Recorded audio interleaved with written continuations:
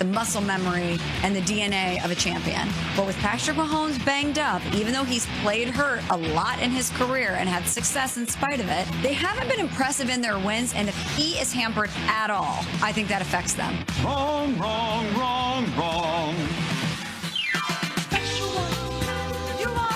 This is Unsportsmanlike with Evan, Canty, and Michelle, coming to you live from above the Heineken River Deck at Pier 17. If you missed any of the first hour of our show, go back on our podcasts, wherever podcasts are found, and listen, where you hear the latest on the coaching carousel, including the person that, based on how the Cowboys are operating, who CC thinks should be their head coach based on how they are operating. Not who he would hire, but how they're operating, and it is not someone that is a coach in the NFL or college. So make sure you go back and listen on the podcast, wherever podcasts are found. As we get ready for the conference championship game. It's so odd weekend. When you say that. It's what? Not somebody that's in the NFL or college. Am I wrong? You're not wrong, but it's just... Good tease. Go back on the pod. It's just wild to think about it that way. Yeah.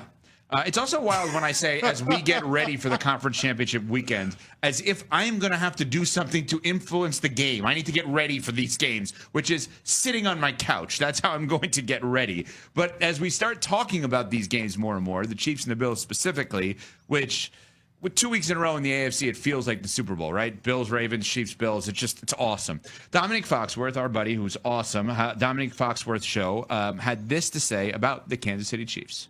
Maybe I'm wrong. I was young, obviously, but I felt like everywhere people wanted to see Jordan win. Like, we weren't rooting for Karl Malone. We have entered a place where the Chiefs aren't fun to watch anymore.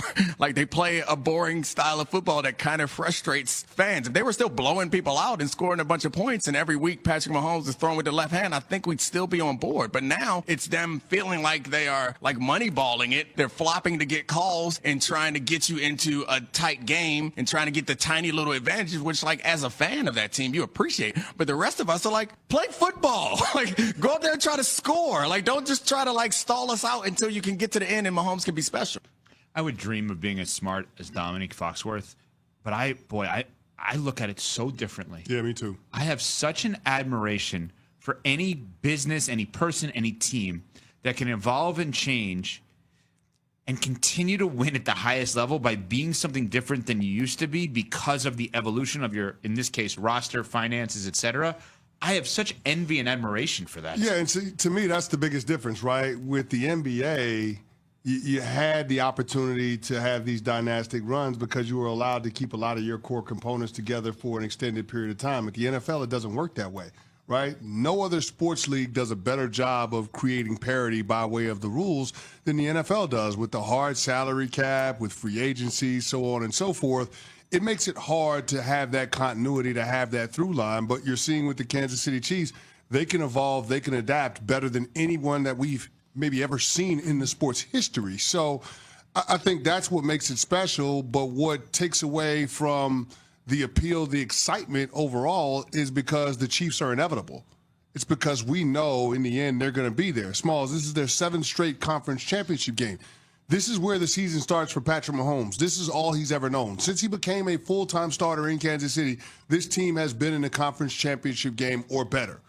And so for us, we're just now starting to dial into the Kansas City Chiefs because, you know, their season is just starting because they're always at this point. And oh, by the way, they're going up against the Buffalo Bills and Josh Allen, and the Kansas City Chiefs are 3-0 against them in the postseason.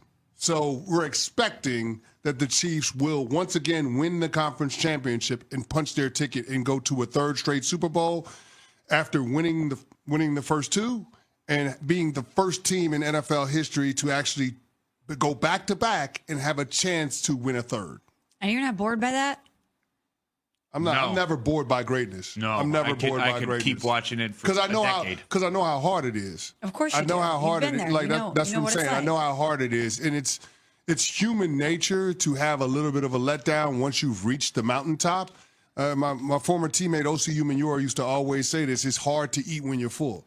What continues to astound me is how the Kansas City Chiefs continue to have that hunger, continue to chase after trying to win a championship as if they've never done it before. Mm-hmm. They have the experience, but they don't have the drawbacks of having been there, done that, in terms of being complacent.